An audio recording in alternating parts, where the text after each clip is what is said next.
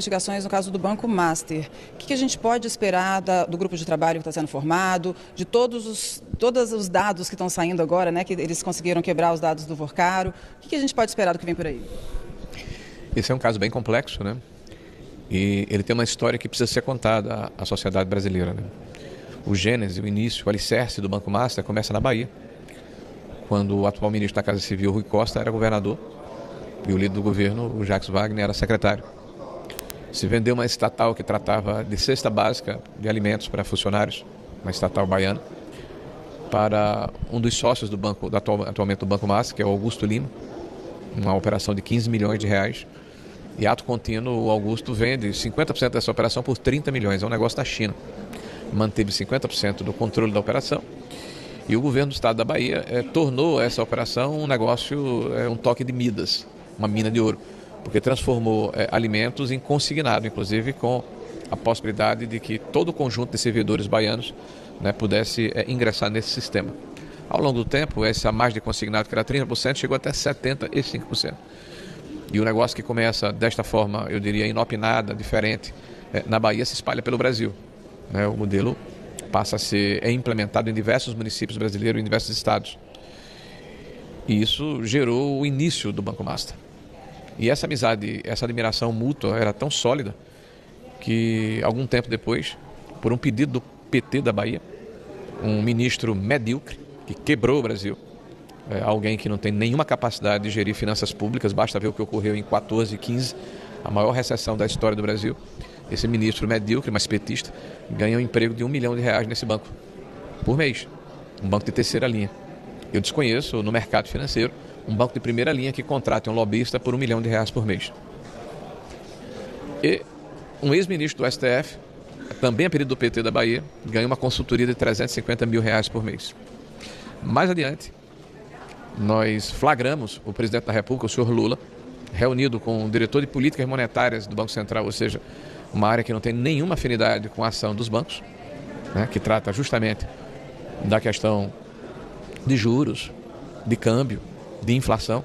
O senhor Galípolo, que vem a ser hoje o presidente do Banco Central, numa reunião fora de agenda, sem conhecimento do presidente do Banco Central na época, o senhor Roberto Campos, com o presidente da República, com o ministro-chefe da Casa Civil, o senhor Rui Costa, que por coincidência era o cidadão que propiciou a origem desse banco lá atrás, e o senhor Vorcaro e o lobista contratado, o senhor Mantega. Então muita coisa precisa ser explicada, muita coisa precisa ser esclarecida, essa relação incestuosa, promíscua, no mínimo curiosa, né, do governo do PT com o Banco Master. E o mais engraçado, né, os discursos que nós estamos assistindo agora do Lula, dizendo que nunca antes na história do país, me parece assim uma espécie de bordão, um banco foi liquidado ou investigado. Ele tem uma amnésia, uma memória seletiva extraordinária.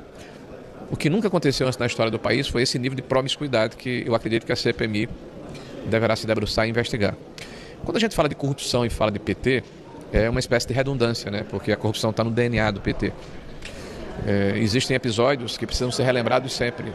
A Operação Greenfield, que trata de rombo nos fundos de pensão. O Petrolão, que transformou a Petrobras na empresa mais endividada do país e que resultou em dezenas de delações e de devolução de bilhões de reais fruto da corrupção e do aparelhamento da máquina pública.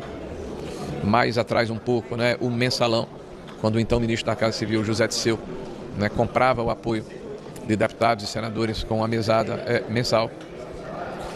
E o que nós estamos assistindo agora é uma repetição desse filme ruim, com os mesmos personagens, com os mesmos métodos e com resultados que nós já conhecemos. E, infelizmente, quem perde com isso é o Brasil e os brasileiros. Então, o parlamento precisa fazer a sua parte.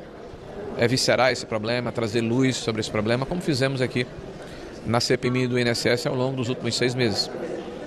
Eu tenho dito que a narrativa que o PT pretende plantar no coração e na cabeça dos brasileiros é tão inverossímil, tão esquisita, de que um presidente da República como o Bolsonaro montou uma máquina de corrupção dentro da Previdência para roubar aposentados e entregar a sindicatos de esquerda. Né? Que eu só posso admirar a disciplina, né? A maneira organizada como eles se revezam aqui na CPMI para repetir as mesmas mentiras. Né? Não com convicção, mas eu diria assim, com um sentimento de urgência para poderem, de alguma forma, desviar a atenção do que está por vir e já aconteceu. A prisão da estrutura que foi colocada dentro do INSS pelo Partido dos Trabalhadores, o fim do roubo aos aposentados e o desmonte dessa máquina perversa que foi criada ao longo do tempo para assaltar os trabalhadores em nome de um projeto que nunca foi um projeto de país nem de Estado. É um projeto de perpetuação de um partido no poder, custe o que custar, mesmo que isso signifique estourar contas públicas e destruir o país.